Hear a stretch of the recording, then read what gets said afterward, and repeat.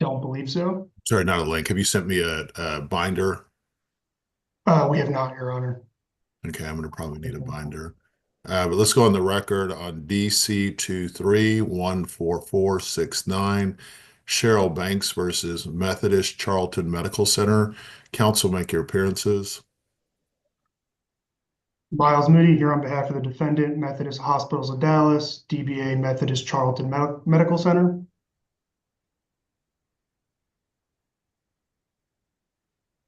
Plaintiff's counsel, aren't you Mr. Jackson? Mr. Jackson, are you there? I think the judge is saying it. What? Mr. Isn't this Mr. Jackson's case? Yes, it is, Your Honor. Mr. Jackson, can you hear us? Okay, he's connecting to audio. Mr. Jackson, can you hear us okay? Yes, Your Honor. Thank you. Yeah, we couldn't hear you there. So go ahead and make your announcement. I apologize. I was on mute. Governor Jackson III, on behalf of the plaintiff, Ms. Cheryl Banks, who is also present. And did you want this on the record? We usually don't do summary judgments on the record, but we can if you want. Yes, I would prefer it to be on the record. All right, Tony, do you need us to start over again, or did you catch that? I got it, Judge. All right, let's proceed. Your Honor, this kind of boils down to really one issue, I think, of here the plaintiff has essentially pled a fall that allegedly occurred on the July 17th. However, plaintiff herself has alleged that the fall occurred on July 14th of 2022 under different factual circumstances and scenario related to, compared to the July 17th pled fall. And part of why this is so important in this matter is that the plaintiff has in December of 2022 has made a written sworn to affidavit alleging the facts of a July 14th fall. Then in June of 2024, during her deposition, she again proceeded to testify under oath to a fall that occurred on July 14th, 2022. And then most recently in February of 2025, this year, plaintiff, in response to request for admissions, admitted that the plaintiff's fall, which is the subject of this lawsuit, occurred on July 14th, 2022 at defendant's hospital. This is important because there is no evidence of a fall that occurred on July 14th, 2022 that plaintiff has presented to this court. They have no expert testimony alleging such.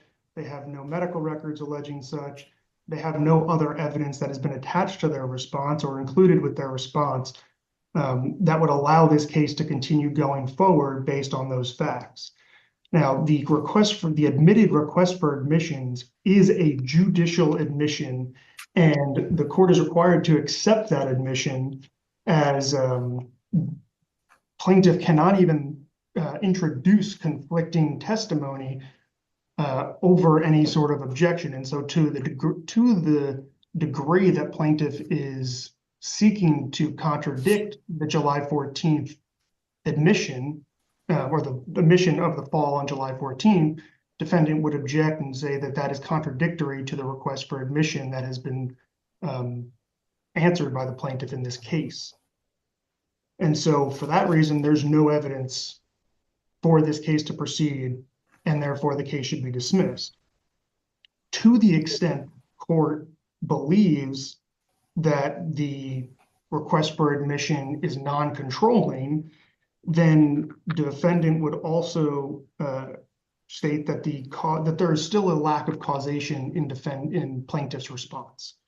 There is no expert testimony that has been provided or attached that is connecting the alleged fall on the 17th to any alleged harm or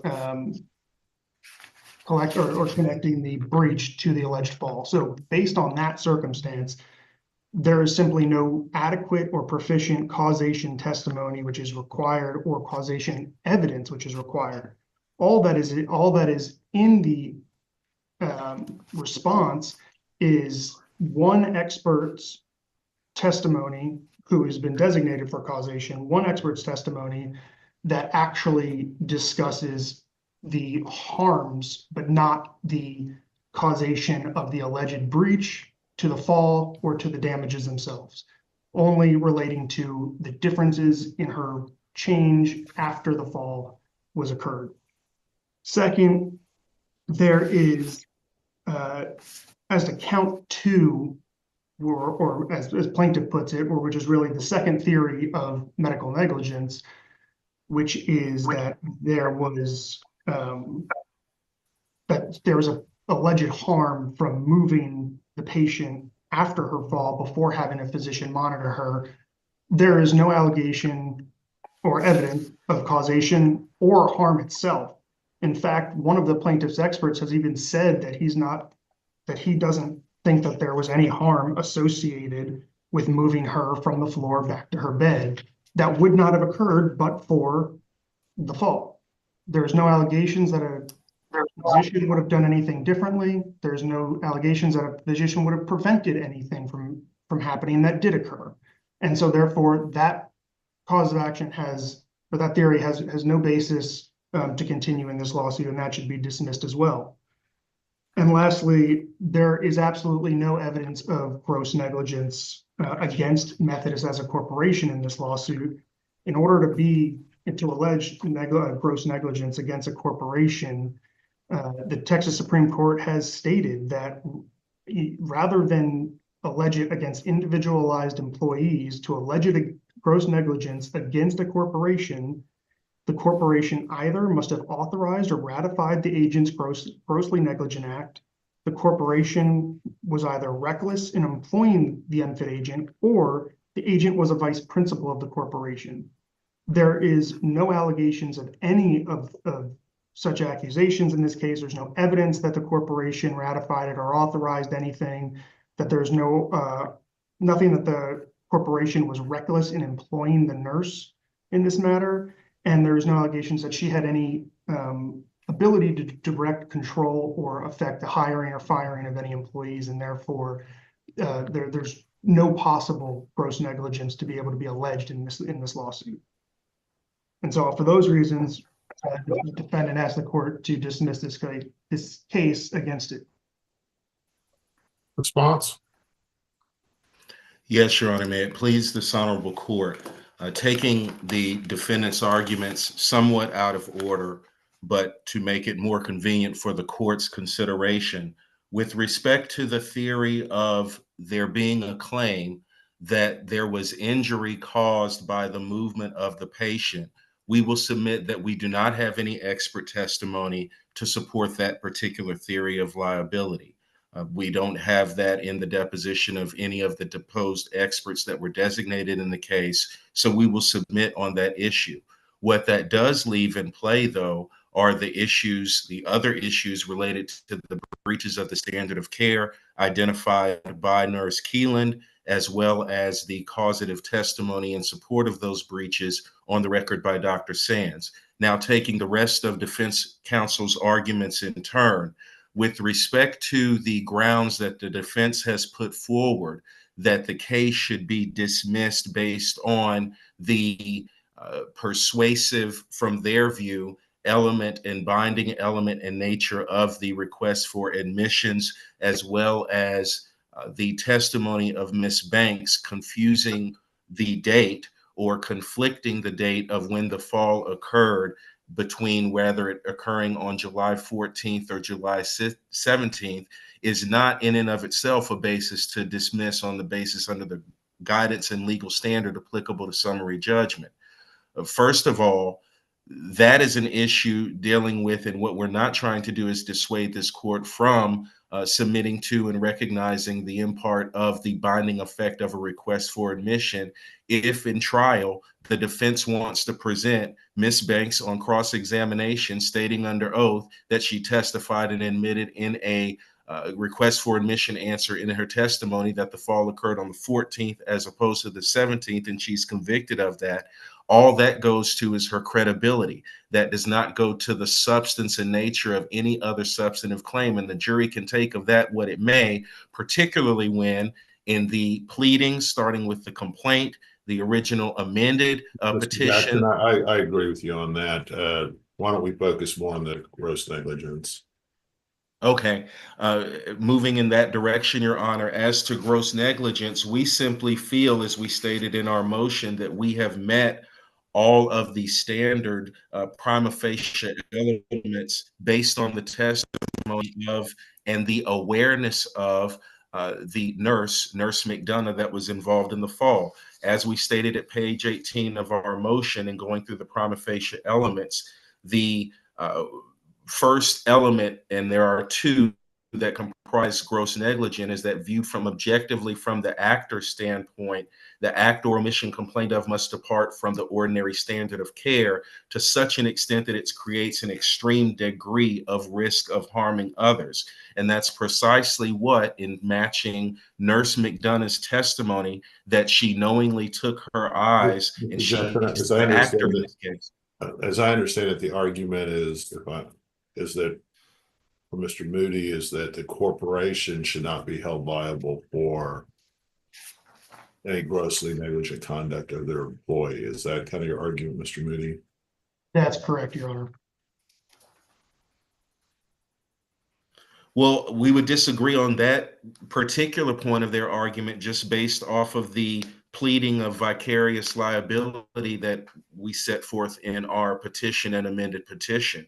We don't feel that the cases, as Mr. Moody has cited, to establish a demarcation between piercing the corporate veil in one instance and not in another, specifically in this case, not holding the corporation responsible. We don't agree with his assessment of the case law in that instance, and we do believe that the corporation could be and should be held liable for gross negligence based on the testimony of the nurse and the theories as pled in the complaint. Response? Yes, Your Honor. As to the gross negligence, there's really no controlling law that is more direct than the Texas Supreme Court. In Q West Intern Communications versus AT&T Corp, cited at 167 Southwest 3D 24 at page 26, the Texas Supreme Court said that in order to show negligence, basically, again, or gross negligence against a corporation, rather than the individual employees, to be liable for exemplary damages, a corporation is only liable if it authorizes or ratifies an agent's malice, maliciously hires an unfit agent, or acts with malice through a vice principal. None of that has been alleged in this case. There's been no evidence that has been shown that Nurse McDonough is any of that, and there's been no gross negligence directly against Methodist. And Your Honor, if I may just go back a very quick second to the argument regarding the judicial admissions of the request for admissions. Those are judicially admitted facts. That is something that must be taken into account by this court. And while, yes, some of the other arguments may be persuasive and more for trial, the fact that there is a judicial admission on the admitted facts of the basis of this lawsuit, on the date of the fall of this lawsuit, that is stated in the request for admission, the court must take that into consideration, because in Butyl versus Dallas City or Dallas County Flood Control District, the Texas Court of Appeals in Waco said that if the trier of fact were to return a finding that contradicted the judicially admitted request for admission, that the admission must be accepted as controlling, and therefore they must not accept the other finding that contradicts it. And so regardless of how this case were to proceed, this fact has to be admitted at this point. There is no ifs, ands, or buts about it. There is no way around it. That is the fact that has been judicially admitted in this court by the plaintiff themselves. If I just may, Your Honor, briefly in closing, the one piece I will say that is evidence on the record that has been established in discovery that I do believe ratifies the acceptance of the act of Nurse McDonough is her deposition testimony, wherein she stated that she was not reprimanded, retrained, caused to have been absent from work for any period of time pending any investigation or any sort of degree of correctional behavior being assessed towards her after Methodist was fully aware, even up until, and this letter has been produced in discovery, up until the production and drafting of a letter from their risk management officer sent to Willowdean Banks, the mother of Miss Banks, regarding the complaints of the Banks family to the risk managers during Miss Cheryl Banks' hospitalization. So that fully demonstrates, I believe, ratification that would be necessary, especially when you're talking about a corporate representative being notified. We're not just talking about the healthcare providers not doing anything or the attending physician of record not reprimanding or making a recommendation in the file, but the actual risk management assessment officials, corporate officials who have been named and were quite frankly the subject of our pretrial disclosures as well as our responses to written discovery as persons with knowledge because of that very letter, we believe is the differentiating factor in this case that does demonstrate the ratification to a level that would even sustain review and muster by the appellate court. But with that, I'll submit. Let me ask one quick question because I want to make sure I kind of understand this. So there was a request for admission, and what exactly did it ask to admit? So, Your Honor, I can tell you exactly that. The request for admission number 4 states plaintiff's fall, which is the subject of this lawsuit, occurred on July 14th, 2022 at defendant's hospital. Answer, admitted. Request number 5, you fell in the hospital on July 14th, 2022. Response, admitted. Is that not the date that the fall occurred? Did the fall, were there two different, I mean, maybe I'm confused. Were there two different falls, or when did the fall actually occur? So that is clearly what is in dispute here. The plaintiff herself adamantly believes the fall happened on July 14th, 2022, based on her affidavit, her deposition, and request for admission. The medical records suggest that the fall happened on July 17th under different circumstances, where her experts have now testified to the July 17th circumstances. Nobody has testified to July 14th circumstances. I'm sorry, Judge, if I may, Nurse Keelan in her expert deposition was asked by Mr. Kulwicki about the conflicting date in the affidavit of Miss Banks and what is obviously the fall occurring. There is one fall, to be clear. There's no confusion on that, and it's not in dispute. What has occurred is that based on Miss Banks' best recollection, she drafted the affidavit to best memorialize the incident before we had the medical records because she knew that she fell when she was hospitalized. It came to light when we obtained the medical records, which is why we pled in our complaint the actual date of the 17th and why we have maintained that. Let me ask this. Have you made any efforts to amend your request for admission response? Not in that particular response because it's been consistent with her testimony and her affidavit. And the other piece I was going to add to that is that Nurse Keelan was asked in her, and this is why, quite frankly, the amendment we didn't feel was necessary, Your Honor, because of the expert testimony on this issue. Nurse Keelan was asked what can account for Miss Banks having a difference in account of the date of when the fall occurred in her affidavit based on what you see in the medical records. And she testified because Miss Banks, based on her even training and experience treating patients who have fallen under similar or same circumstances when they hit their head, as Miss Banks did in this case, it is not uncommon for them to have a misrecollection of when a particular event occurred, whether it was a date, a time, a morning, an So evening. let me just say, let me just say this, because I say this all the time when people ask me about being a judge, and I will say that I see something new every week. So this is new. So in your petition, you say that it occurred on the 17th, but the affidavit and request for remission say that it occurred on the 14th. Am I understanding that correctly? That's correct, Your Honor. Then I guess I mean, people don't always remember things correctly, right? Even if they don't have a fall. I mean, I don't remember. If you told me what happened on July 14th last year, I'd have to go look at my calendar and kind of remember what happened and stuff like that. It just happens because it's, you know. And see, but hear me out. So it's confusing to me why you wouldn't amend now that either you can't have it both ways. Either she was wrong in her recollection, and that doesn't excuse her, doesn't, then it becomes an issue just of cross-examination. But what doesn't make sense to me is that you kept the 14th when you're pleading for the request for admissions, when the 17th is what you pled. That, I mean, it's either one way or the other. You know what I mean? I don't know. It's well, in response to Your Honor's concern, it's one way.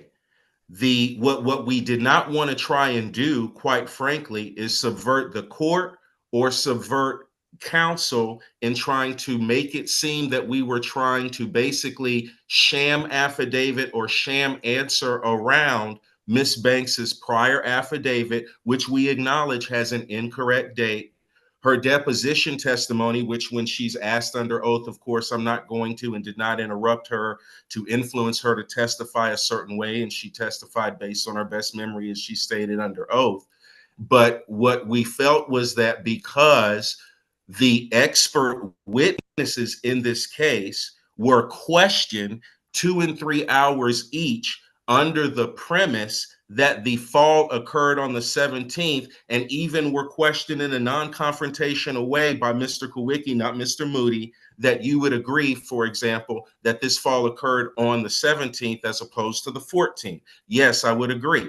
You would agree that Miss Banks got the affidavit, the date wrong in her affidavit, because all of the experts have seen the affidavit. They all said, yes, she got it wrong. They didn't try and come up with a reason for that. So because defense counsel continued to inquire throughout expert discovery and even during factual discovery, that there was an understanding, at least in their questioning, that the fall occurred on the 17th. That's why there was no amendment to any type of pleading away from what was the initial pleading, the petition, which stated that the fall occurred on the 17th.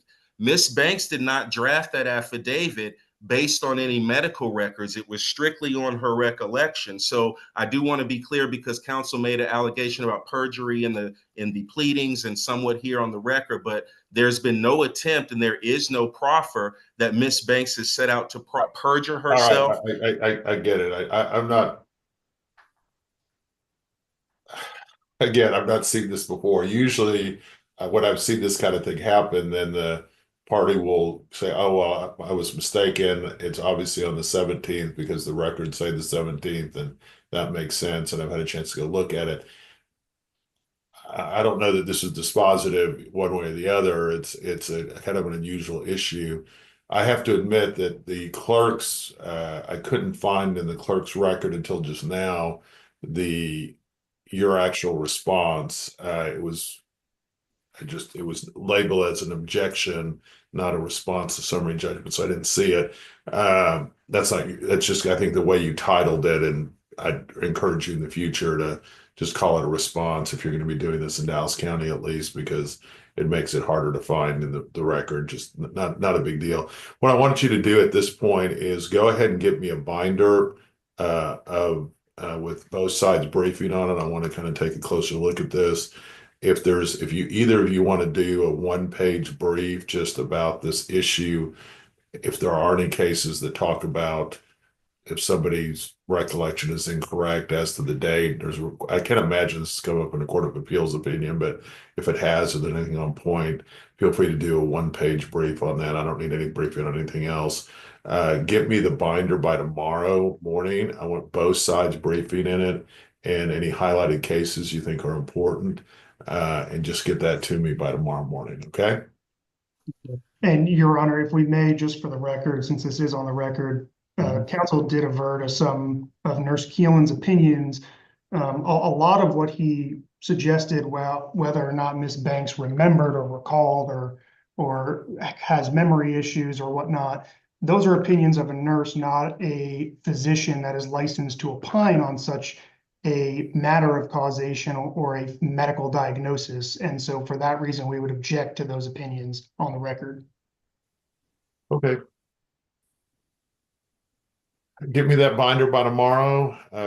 First thing in the morning would be great. If I know it's a little bit short for time, but if you can try to put that together and get that to me, and if you can get me the 1-page brief, you don't have to get it by tomorrow, but if you can get that to me as soon as possible, make sure you email it to Rhonda, ask her to print it out for me, as well as e-file it as well, if you want to, but get that to me no later than Wednesday. Just on that very narrow issue, if somebody admits to the wrong date on a request for admission, is that dispositive? Or, I've just never seen this before, so this is interesting. So we'll see if there's any case law.